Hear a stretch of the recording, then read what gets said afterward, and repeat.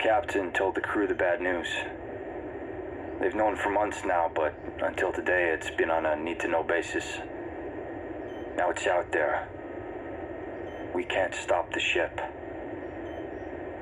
I remember telling the captain about the fault, a manufacturing issue that no one else had detected.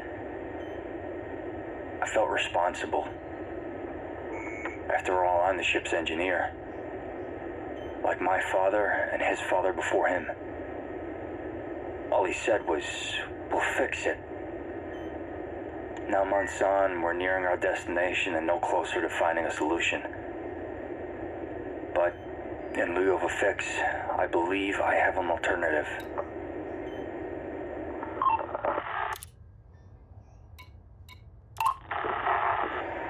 After all the debates, all the meetings and the arguing, the ship's council has finally approved the plan. So we're all systems go. We're rigging the emergency pods and the life ships to carry as much useful equipment as possible. The command crew have made all the course adjustments they can to get the ship close to the target. After that, we'll launch all the pods as the ship passes by. With any luck, they will all land safely, and we can finally call this mission a success. There's just one catch. Someone has to stay behind to launch the pods. That person will be stuck on board. One life for many seems like a good deal. Gene will think I'm crazy, but I volunteered to be that person. Funny, Gene's always telling me I need to step up to the challenge more to prove I have what it takes. I'm not sure this is what she had in mind.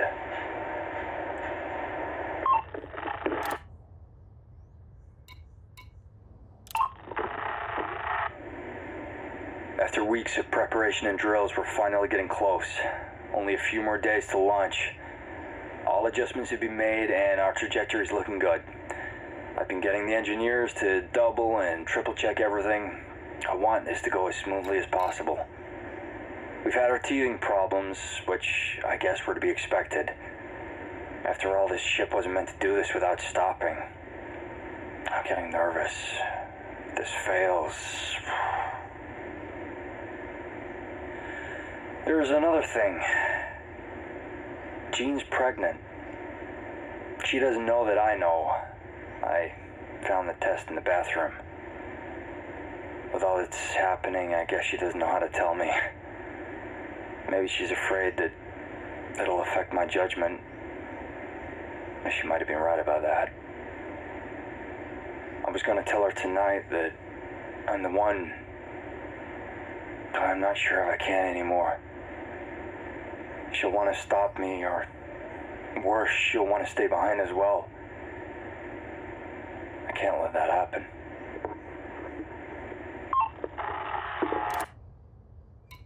Pod 12, launch. Pod 13, begin launch procedures. Pod 14, what are you doing?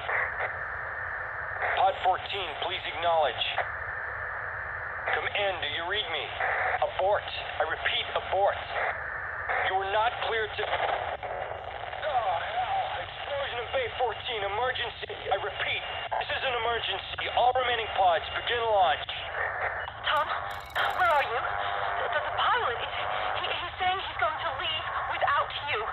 What's happening? Gene, we've got to go now. This is Chief Engineer Tom Edwards to the pilot of Life Ship 003. This is a direct order. Secure all passengers and launch now. Tom, the ship's leaving. Where are you? Gene, sweetheart, you have to listen to me. I'm sorry, it's the only way. I couldn't tell you before. Someone needs to stay on board and make sure everyone gets out of here.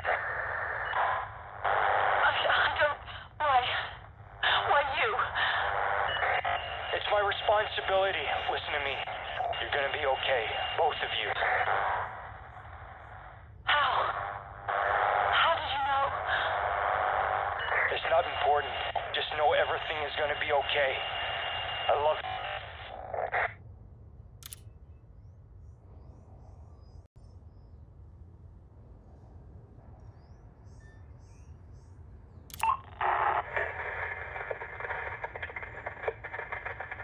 We're out of communication range now.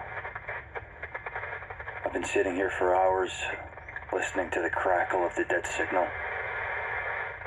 Thought I was ready for this. Thought I had made peace with it. But knowing that that was the last time I was going to hear her voice makes it so much worse. The captain said they're going to name the first settlement after me. Nice gesture, I guess. But I really didn't do it for them. I did it for her and the life she's carrying. This was the right thing to do. There's no telling when or if this ship will ever stop. We had our shot and we took it. I'd gladly do it again.